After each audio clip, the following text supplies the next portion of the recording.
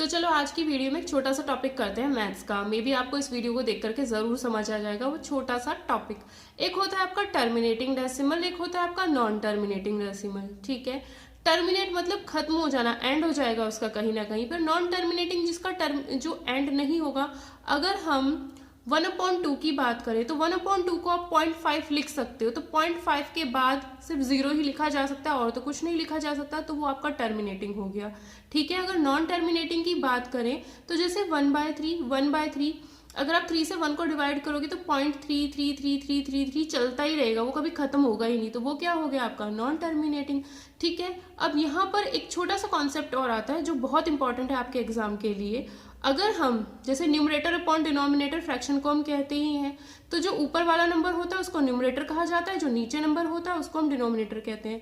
तो कभी भी आपका डिनोमिनेटर 2 है या फिर 2 की कोई भी पावर, 2 की पावर 2, 2 की पावर 3, 2 की पावर 4, 2 की पावर 5, एनीथिंग। ठीक है, इसी तरीके से अगर हम न्यूमरेटर को 5 या फिर 5 की किसी भी पावर से डिवाइड करते हैं, 5 की पावर 1, 2, 3, 4 कुछ भी कर सकते हो। ठीक है, बट करना यही 1, 2, 3, 4। अगर हम किसी भी नंबर को 2 की पावर या फिर 2, 5 या फिर 5 की पावर से डिवाइड करते हैं तो हमेशा आपको टर्मिनेटिंग ही मिलेगा। 25 को 2 से डिवाइड करो तो पॉइंट के बाद कुछ आएगा, 12.5 आएगा और फिर पॉइंट के बाद सिर्फ 5 ही आएगा, उसके बाद खत्म काम। ठीक है, अगर आप 30 को अगर आप 2 से डिवाइड करो तो 15, आगे खत्म काम, है ना। तो टर्मिनेटिंग और नॉन टर्मिनेटिंग का मतलब क्या है? टर्मिनेटिंग में डेसिमल के बाद आपका कुछ डिजिट्स आएंगे एंड देन रुक जाएगा वो। नॉन टर्मिनेटिंग में क्या होगा? पॉइंट के बाद यानी डेसिमल के बाद आपके डिजिट्स आते चले जाएंगे, कुछ ना कुछ आता ही रहेगा। जैसे 3 से आप 1000 को डिवाइड करो तो 3.333 ऐसे करें, 0.3333 ऐसे चलता ही रहेगा, है ना। तो एक बात हमेशा याद रखना, छोटा सा कॉन्सेप्ट है, जब भी आप किसी भी नंबर को 2 या फिर 2 की पावर से डिवाइड करते हो तो हमेशा आपको टर्मिनेटिंग ही मिलेगा।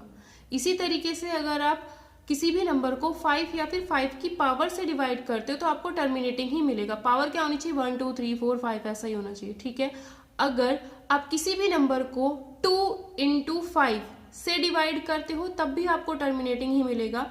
अगर आप किसी भी नंबर को 2 की पावर समथिंग इंटू 5 की पावर समथिंग से डिवाइड करते हो तब भी आपको टर्मिनेटिंग ही मिलेगा। इसके अलावा आप किसी भी नंबर से डिवाइड करो न्यूमरेटर को तो आपको हमेशा नॉन टर्मिनेटिंग ही मिलेगा, चाहे 3 हो चाहे 6 हो। ठीक है, तो ये चीज हुई यहाँ पर।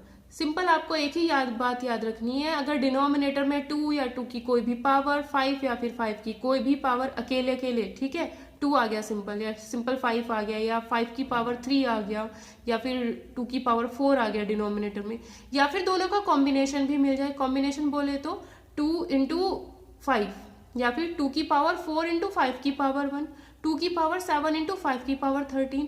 अगर दोनों इस तरीके से भी डिनोमिनेटर में मिलते हैं तो उस केस में हमेशा जो आपका नंबर सॉल्व करके आपको मिलेगा वो हमेशा टर्मिनेटिंग होता है। तो अगर ये छोटा सा कॉन्सेप्ट भी आप दिमाग में रखोगे तो आपको एग्जाम में एक नंबर देखने को मिल सकता है, KVS TGT में भी और बहुत सारे एग्जाम्स में भी। तो अगर ये वीडियो आपको पसंद आई हो, ऐसी वीडियो आप और चाहते हो तो प्लीज़ चैनल को सब्सक्राइब कर लेना और इस वीडियो को भी ज़्यादा से ज़्यादा शेयर ज़रूर कर देना।